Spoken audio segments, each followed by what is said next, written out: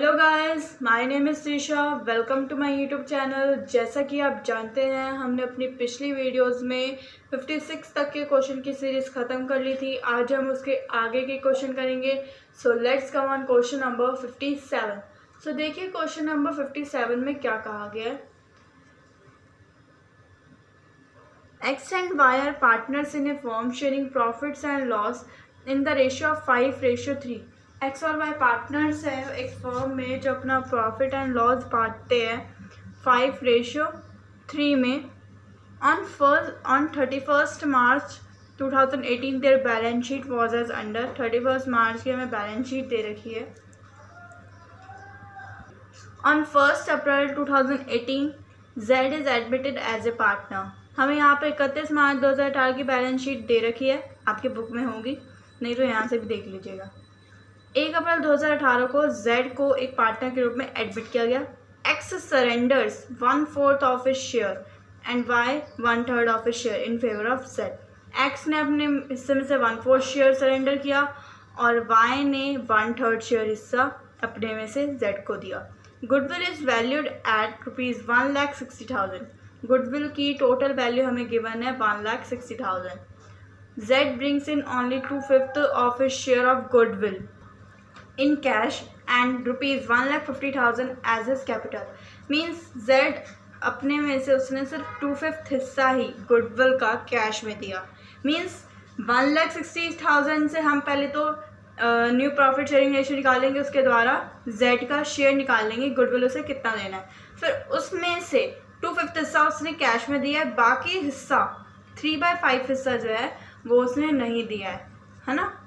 आगे यहाँ पे हमें दे रखा है कि 1,50,000 उसने कैपिटल के रूप में दिया है। Following terms were agreed upon.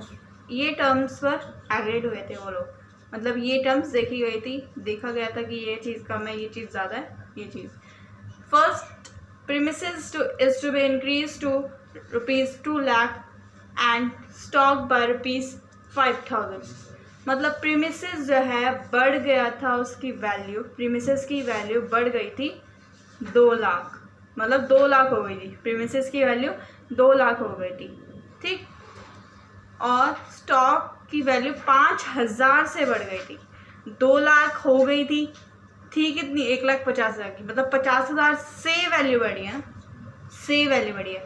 But 2 मतलब 2 लाख बढ़ गई थी, नॉट से तब आता है जब बाय। 5,000 से बढ़ गई थी स्टॉक की वैल्यू, 5,000 से बढ़ गई थी। उसके बाद यहाँ पे हमें सेकंड में यहाँ पर creditors proved at ₹60,000 one bill for goods purchase having been omitted from the books. जो क्रेडिटर्स हैं, क्रेडिटर्स हमारे 60,000 के थे, जिसमें से 1 बिल हम क्या कर गए थे, भूल गए थे बुक्स में लिखना, 1 बिल। और यहाँ पे हमें क्रेडिटर्स 50,000 के दे रखे, मीन्स 10,000 के जो क्रेडिटर थे वो हम लिखना भूल गए थे। क्लियर। आगे हमें यहाँ पे थर्ड पॉइंट में outstanding rent amounted to ₹12,000 and prepaid salary 2,000 दे रखी है, ठीक। आउटस्टैंडिंग रेंट इतना है 12,000 और प्रीपेड सैलरी 2,000 है। अब आप जानते हैं आउटस्टैंडिंग रेंट हमारी लायबिलिटी है और प्रीपेड सैलरी हमारी असेट है। और यहाँ पे हमें ना आउटस्टैंडिंग रेंट गिवन है, यहाँ ना हमें प्रीपेड सैलरी गिवन है।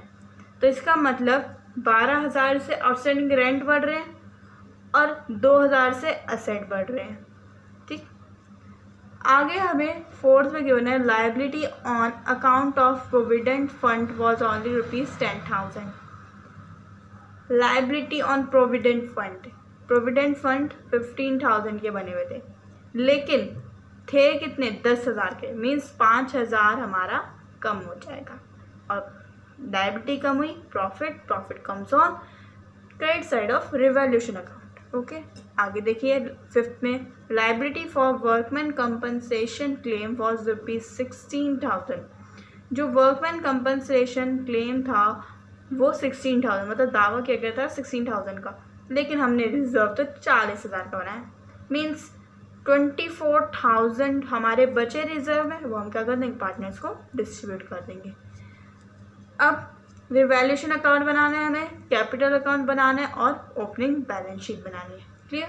क्योंकि ओपनिंग बैलेंस शीट इसलिए कहीं ये देखो 1 मार्च 2018 को जेड एडमिट हुआ था और हमें बैलेंस शीट गिवन है 31 मार्च 2018 की, 1 अप्रैल 2018 को एडमिट हुआ था, मीन्स ओपनिंग बैलेंस शीट बनानी। क्लियर। चलिए इस क्वेश्चन का सॉल्यूशन देखते हैं। देखिए ओल्ड रेशियो हमें क्या गिवन था 5/8, मतलब 5:3, ठीक, एक्स और वाई का। उन दोनों ने मिलकर क्या किया, जेड को एडमिट किया, ठीक है। हमें नहीं पता कितने के लिए एडमिट किया, वो हमें निकालना पड़ेगा। और ये पता है बस कि एक्स और वाई से इतना इतना हिस्सा सरेंडर किया, एक्स ने 1/4 और वाई ने 1/3। और ये भी बता रखा था कि 2/5 हिस्सा वो गुडविल जो है कैश में लाया और बाकी का वो कैश में नहीं लाया, और 1,50,000 वो कैपिटल लाया था।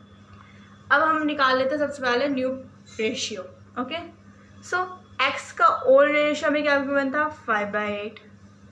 ही सरेंडर्स, उसने कितना सरेंडर किया 1/4 of a share in favour of Z. तो 5/8 को हम इंटू करेंगे 1/4 से, टोटल उसने कितना सरेंडर किया, ये वैल्यू निकल गई 5/32।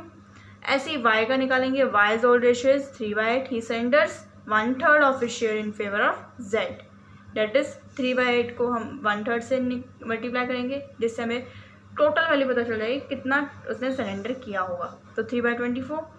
अब हम क्या करेंगे, जो इसका ओल्ड रेशियो उसमें से ये सेक्रीफाइसिंग लेस कर देंगे, कितना सेक्रीफाइस कर दिया उसने सरेंडर किया। तो 5/32 सेक्रीफाइस किया सर, लेस किया, so we get 15/32। Y ratio 3/8 में से 3/24 लेस कर देंगे, सो वी गेट 6/24। अब जितना जितना उन दोनों ने दिया है इनको प्लस करेंगे, प्लस करने के बाद z का न्यू शेयर निकल आएगा 27/96। क्लियर। अब आप देख सकते हैं इनका एलसीएम सेम नहीं है, तो एलसीएम सेम कर लेंगे।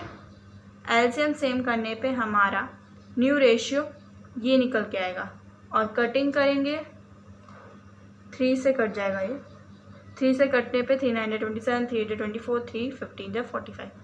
So new ratio is this. अब हमारे पास न्यू रेशियो भी निकल गया,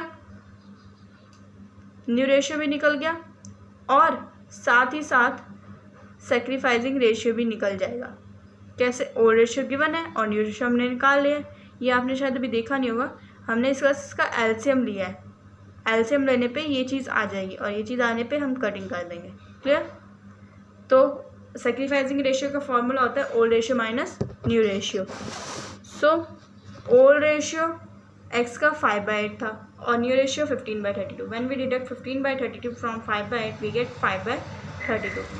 वाई का ओल्ड रेशियो 3/8 था and new ratio is 8/32। When we deduct 8/32 from 3/8 we get 4/32। So sacrificing ratio क्या निकल आया 5:4। अब हमें गुडविल की वैल्यू दे रखी थी, उसमें से क्या कर लेंगे हम जेड की वैल्यू, क्योंकि न्यू रेशियो निकल चुका है। सो जेड की शेयर कितना है 9/32। 9/32 अगर हम 1,60,000 का करेंगे तो हमारे पास 45,000 जेड को गुडविल देना है टोटल। उसमें से उसने 2/5 हिस्सा ही कैश में दिया है, मीन्स 18,000 उसने कैश में दिया है। 2/5 निकालोगे 18,000 कैश में दिया है, बाकी का जो हिस्सा है उसने कैश में नहीं दिया, 27,000 से कैश में नहीं दिया। अब हम आते हैं रिवैल्यूएशन अकाउंट में, जो हमें बनाना है सबसे पहले। सो रिवैल्यूएशन अकाउंट पे आते हैं। सबसे पहले हमें क्वेश्चन में ये गिवन था कि हमारे पास प्रीमिसेस क्या हो गए 2 लाख हो गए, और हमें बैलेंस शीट पे कितना गिवन था 1,50,000। मीन्स 50,000 से प्रीमिसेस बढ़ रहा है, और premises is asset, and asset अगर बढ़ रहा है तो that is profit, and profit comes on credit side of revaluation account. तो बाय प्रीमिसेस करके 50,000 डाल दो कि 50,000 से बढ़ रहा है। आगे उसके साथ ही गिवन था कि स्टॉक की वैल्यू भी 5,000 से बढ़ रही है, असेट बढ़ रहा है, that comes on credit side of revaluation account. तो बाय स्टॉक करके 5,000 रुपीज़ डाल दिए। उसके बाद हमें क्वेश्चन में गिवन था कि हमारे जो क्रेडिटर्स है 60,000 के हैं, जिसमें से हम 10,000 का लिखना भूल गए थे। 50,000 का लिखा था ना बैलेंस शीट में सिर्फ, और 10,000 हम भूल गए थे। इसका मतलब हमें 10,000 बढ़ाने पड़ेंगे, और बढ़ाना पड़ेगा, लायबिलिटी बढ़ेगी तो that is loss and loss comes on debit side of revaluation account. To creditor करके 10,000 रुपीज़ डाल दो। उसके बाद हमें क्वेश्चन में गिवन था कि हमारे पास आउटस्टैंडिंग रेंट 12,000 के हैं और आउटस्टैंडिंग रेंट हमारा लाइबिलिटी है। लाइबिलिटी बढ़ेगी तो that is loss and loss comes on debit side of revaluation account. तो 2 आउटस्टैंडिंग रेंट करके 12,000 मैंने डाल दिए। प्रीपेड सैलरी उसके साथ ही गिवन थी 2,000 रुपये। असेट है, असेट अगर बढ़ती है तो हमारा profit and profit comes on credit side of revaluation account by prepaid salary करके डाल दिया। उसके बाद हमें क्वेश्चन में गिवन था कि जो प्रोविडेंट फंड है, जो हमारा प्रोविडेंट फंड है उसकी वैल्यू 10,000 है, सिर्फ 10,000, और प्रोविडेंट फंड हमारा लाइबिलिटी साइड में 15,000 का गिवन है। मीन्स 5,000 हमने ऐसे ही लिख रखे हैं। 5,000 लिखने ही नहीं चाहिए थे हमें, तो 5,000 अगर लिखने ही नहीं चाहिए थे तो हमें 5,000 कम करने पड़ेंगे, है ना। और अगर लाइबिलिटी कम होगी that is profit for us and profit comes on credit side of revaluation account. तो 5 प्रोविडेंट फंड करके 5,000 रुपीज़ डाल दो। अब इसका ऐड करेंगे, ऐड करने पे इसकी वैल्यू ज़्यादा आ रही है, इट मीन्स हमें यहाँ प्रॉफिट ऑन रिवैल्यूएशन होगा। तो इसमें से इनको ऐड करके लेस कर देंगे। इनको ऐड किया तो कितना आएगा 22,000। इसमें से 62,000 में से जब 22,000 लेस करेंगे सो वी गेट 40,000, और 40,000 को हम बांट देंगे ओल्ड रेशियो में, ओल्ड पार्टनर्स में। क्लियर, समझ आ गया। अब हमें बनाना है पार्टनर्स कैपिटल अकाउंट। सो पार्टनर्स कैपिटल अकाउंट का फॉर्मेट देख लीजिए, आपको मैंने सिखा दिया था, ठीक, फॉर्मेट देख लिया। अब हम करते हैं पार्टनर्स कैपिटल अकाउंट की एंट्रीज। सबसे पहले पार्टनर्स कैपिटल अकाउंट में क्या डालना चाहिए? सबसे पहले हमें क्वेश्चन में बैलेंस शीट गिवन थी, बैलेंस शीट में कैपिटल गिवन होते हैं, तो कैपिटल सबसे पहले लेके डाल दो। बाय बैलेंस ब्रॉट डाउन करके एक्स और वाई की कैपिटल डाल दी। क्लियर, एक चीज़ खत्म होगी। उसके बाद अब सी अपने साथ 1,50,000 का कैश लाया था, वो भी मैंने उसी समय डाल दिया कि तीनों का कैश जो है वो मैंने उसी समय डाल दिया। तो वही बाय कैश अकाउंट करके सेट में डाल दिया, मतलब 50,000। उसके बाद आती है बारी रिवैल्यूएशन की, जो हमने बनाया इसको भी हम क्या कर देंगे, डिस्ट्रीब्यूट कर देंगे पार्टनर से, जो हमने ऑलरेडी डिस्ट्रीब्यूट कर चुके हैं। एक्स की 25,000 और वाई की 15,000। तो वही मैंने कर दिया बाय रिवैल्यूएशन अकाउंट। बाय क्यों किया? क्योंकि हमें प्रॉफिट हुआ था, और प्रॉफिट होता है तो इस साइड आता, अगर लॉस होता तो इस साइड आता। क्लियर, अगर रिवैल्यूएशन में प्रॉफिट हो तो हमारा क्रेडिट साइड आएगा पार्टनर्स कैपिटल में, अगर लॉस हो तो हमारा इस साइड आएगा। क्लियर, ठीक है। तो रिवैल्यूएशन पे प्रॉफिट हुआ है, इस एक्स वाई पे डाल दिए 25,000 एक्स में, 15,000 वाई में। क्लियर, आगे हमें क्वेश्चन में प्रीमियम फॉर गुडविल 18,000 की कैश में दे दी थी, तो 18,000 की कैश में दे दिए, तो 18,000 को हम बांट देंगे पार्टनर्स में सेक्रीफाइसिंग रेशियो में, और सेक्रीफाइसिंग रेशियो कितना निकला था 5:4। तो 18,000 का जब 5/9 करेंगे तो 10,000 एक्स में आएंगे, और जब हम 4/9 करेंगे तो 8,000 वाई में आएंगे। प्रीमियम फॉर गुडविल अकाउंट लिखेंगे, ठीक है, क्योंकि एंट्री होती है हमारी premium for goodwill account debit to X capital account to Y capital account. अब 27,000 उसने कैश में नहीं दिए थे, है ना, 27,000 उसने कैश में नहीं दिए थे, तो क्या करेंगे हम, उसे कैश में डालना होगा, सॉरी कैश में नहीं, वो करेंट अकाउंट में डल जाएगा जेड के, तो Z current account debit to X capital account to Y capital account. तो जेड करेंट अकाउंट करके एक्स में 15,000 वाई में 12,000, क्योंकि 27,000 का जब सेक्रीफाइसिंग रेशियो में बांटेंगे 5/9 में तो 15,000 एक्स के आएंगे, और जब 4/9 हिस्सा निकालेंगे तो 12,000 वाई के आएंगे।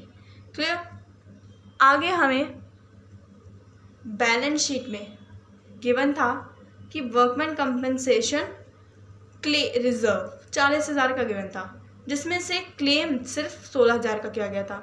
क्लेम 16,000 का है, 40,000 का रिजर्व बनाया, तो 24,000 हम क्या कर देंगे, पार्टनर्स में बांट देंगे।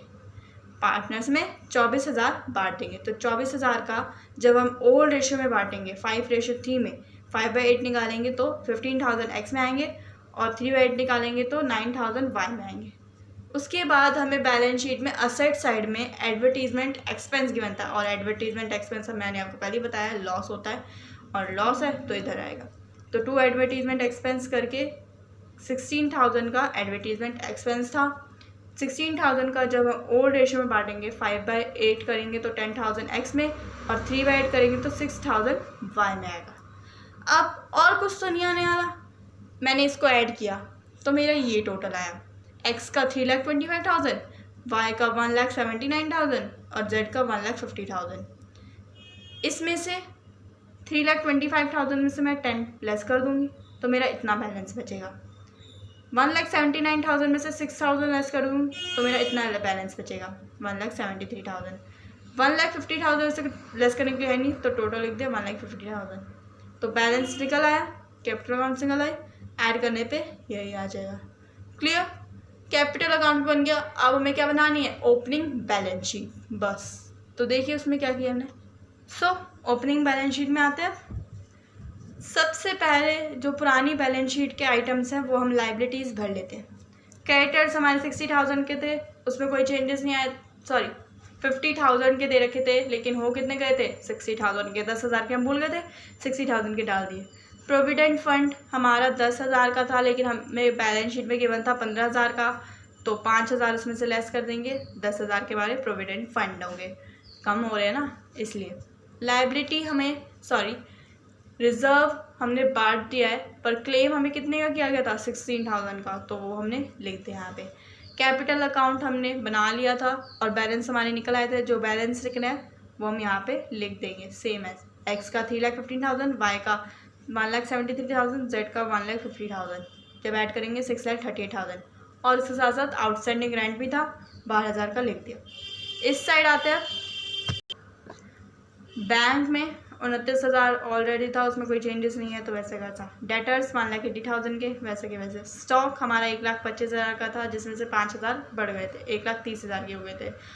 प्रीमिसेस 1,50,000 के थे, जिसमें का क्या बोल दिया गया था कि 50,000 से वैल्यू बढ़ गई है। 50,000 से 2 लाख की हो गए प्रीमिसेस, ये बताया गया था, तो 2 लाख आ गए। प्रीपेड सैलरीज भी आ गई थी 2,000 की, तो लिख दी। जेड का करंट अकाउंट भी था, बैलेंस शीट में हम डाल देंगे 27,000, ठीक है। कि 27,000 वो कैश में नहीं लाया था। कैश में कितना लाया था वो, 18,000, और कैश कितना लाया था कैपिटल के रूप में, 1,50,000। तो ऐड करके 1,68,000 आएगा। जब इसे ऐड करेंगे 7,36,000 आएगा, इसे ऐड करेंगे 7,36,000। अगर कोई गलती होगी आपकी बैलेंस शीट में तो ये अमाउंट सेम नहीं आएगी। क्लियर है। आज की वीडियो में इतना ही, अगली वीडियो में आगे क्वेश्चन लाएंगे। If you like my videos, please like, share and subscribe my YouTube channel. Thank you so much guys for watching my video.